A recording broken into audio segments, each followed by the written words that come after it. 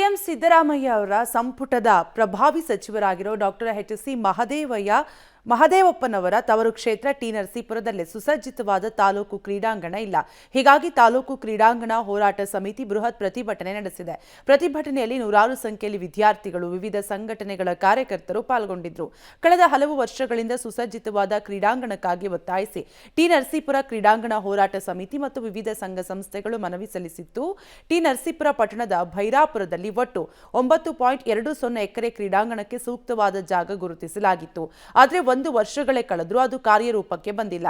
T ನರಸೀಪುರದ ಕ್ರೀಡಾಪಟುಗಳು ದೂರದ ಮೈಸೂರಿಗೆ ತೆರಳಬೇಕಾಗಿದೆ.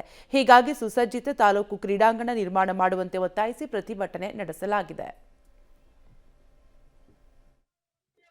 ಈ ರೀತಿಯಾಗಿ ನಾವು ಹೋರಾಟದ ಮೂಲಕ ಒಂದು ಕ್ರೀಡಾಂಗಣವನ್ನ ಕೇಳ್ತಾ ಇದ್ದೀವಿ ಅಂತಂದ್ರೆ ನಮ್ಮ ದೌರ್ಭಾಗ್ಯದ ಸಂಗತಿಯೇ.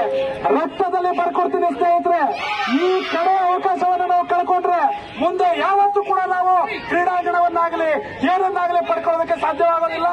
ಈ ಮೂಲಕ ಎಲ್ರಿಗೂ ನಾನು ಮನವಿ ಮಾಡ್ತೇನೆ, ಈ ಹೋರಾಟಕ್ಕೆ ಬೆಂಬಲಿಸಿದ ಪ್ರತಿಯೊಬ್ಬರಿಗೂ ಕೂಡ ನನ್ನ ಅನಂತ ಧನ್ಯವಾದಗಳನ್ನು ತಿಳಿಸ್ತೇನೆ. ಟಿ ನರಸೀಪುರದಲ್ಲಿ ಒಂದು ಕ್ರೀಡಾಂಗಣ ಇಲ್ಲ ಅನ್ನೋ ಒಂದು ಕಾರಣಕ್ಕೋಸ್ಕರ ಇಲ್ಲಿ ತುಂಬಾ ಸ್ಟೂಡೆಂಟ್ಸ್ ಗಳಾಗಿರ್ಬೋದು, ಅದಕ್ಕೆ ಸಪೋರ್ಟ್ ಮಾಡೋ ಎಲ್ಲರೂ ಕೂಡ ಇಲ್ಲಿ ಜಾಥಾಗೆ ಭಾಗವಹಿಸಿದ್ದಾರೆ. ಸರ್ಕಾರಕ್ಕೆ ಏನ್ ಮನವಿ ಅಂತಂದ್ರೆ ಪ್ರತಿಯೊಬ್ಬರಿಗೂ ಎಲ್ಲಾ ರೀತಿ ಸೌಕರ್ಯಗಳು, ಸೌಲಭ್ಯಗಳು ದೊರಕಲೇಬೇಕು. ಅದು ಎಲ್ಲರ ಹಕ್ಕು ಕೂಡ. ಅದನ್ನ ನಮ್ಗೆ ನೀವು ಮಾಡ್ಕೊಡ್ಬೇಕಾಗಿರೋದು ನಿಮ್ ಕರ್ತವ್ಯ ಕೂಡ. ಸೊ ಅದಕ್ಕೋಸ್ಕರ ಸರ್ಕಾರಕ್ಕೆ ಮನವಿ ಏನಂತಂದ್ರೆ ಎಲ್ಲರಿಗೂ ಕ್ರೀಡಾಂಗಣ ಬೇಕು. ಯೂತ್ಸ್ಗೆ ಆಗಿರ್ಬೋದು.